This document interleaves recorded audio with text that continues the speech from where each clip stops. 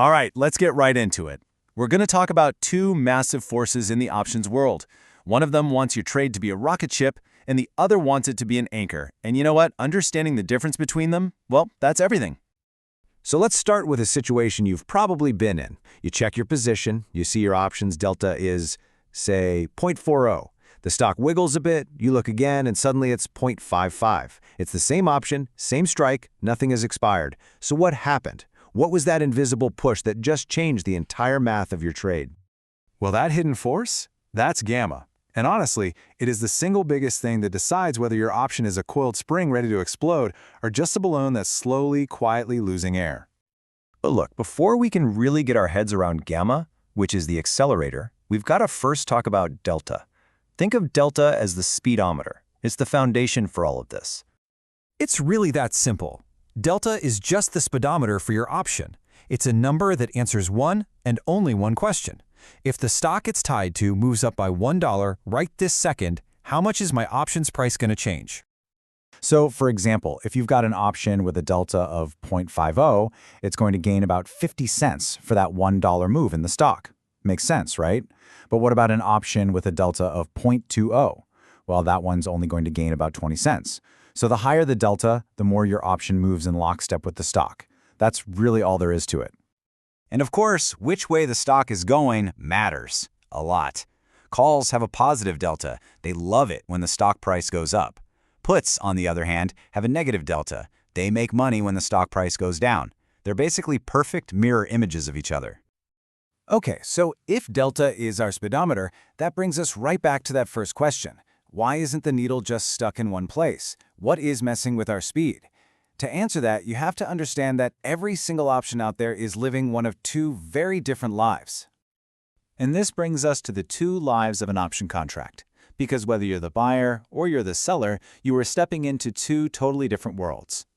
I mean, you can be looking at the exact same option, same strike, same expiration date, everything.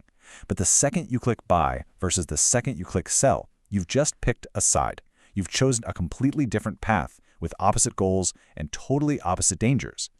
Think about it. The buyer, you're paying a premium. You're buying the chance for a big move. You own what's called positive gamma, and all you want is movement. The seller, though, is on the other side. They're collecting your premium. They have an obligation, they own negative gamma, and their only goal is for that stock to stay perfectly, boringly still. If you've ever bought an option, you know this feeling deep in your bones. It's that voice in your head saying, "Come on, move big, and please move soon." You're paying for action. Time is literally burning your money every single day, so you need that stock to do something. But if you sold that exact same option, your prayer is the total opposite. You want nothing to happen. You want maximum boredom. Every quiet day that ticks by, you're making money. You want that stock to go absolutely nowhere. And the force that decides which one of you gets what you want is gamma. And that brings us to the real star of the show. If delta is the speed of your option, then gamma is the force that's either slamming your foot on the gas or hitting the brakes. So here it is. Gamma is the acceleration of your option. It doesn't tell you how much your option's price will change. It tells you how much your option's delta will change for that same $1 stock move. It's the rate of change of the rate of change. Let's just watch it work, okay? So you start with a delta of 0.50. The stock moves up a buck. Because of gamma, your new delta is now 0.60. Let's say the stock moves up another dollar. Gamma kicks in again, and bam, your delta is now 0.70. You see what's happening? Your position is getting more sensitive, more powerful with every single dollar that moves in your favor. That right there is acceleration. You know, a really good way to picture this is to think of a trampoline. Right there in the middle, where the stock price is at the strike price, what we call at the money, that's where the trampoline is super springy. That's high gamma. But if you move way out to the edges, far from the money, the mat is stiff. There's almost no bounce. That's low gamma. And that's exactly why at-the-money options that are close to expiring are the most explosive. So let's put this all together now. Let's watch what happens to our buyer and our seller when the exact same thing happens in the market. This is where the light bulb really goes on. Okay, the stock moves from $100 to 101. For the buyer, this is incredible news. Gamma kicks their delta up from 0.50 to 0.60. Their position just got stronger, more profitable. They are loving Gamma right now. But what about the seller? It's opposite day for them. Their short delta also increases from negative 0.50 to negative 0.60. Their position just got worse. Their risk just went up. They absolutely hate Gamma. And that's really the heart of it, right there. If you are long Gamma, meaning you bought an option, you are making a bet on action. You want things to happen. If you're short Gamma, you sold the option.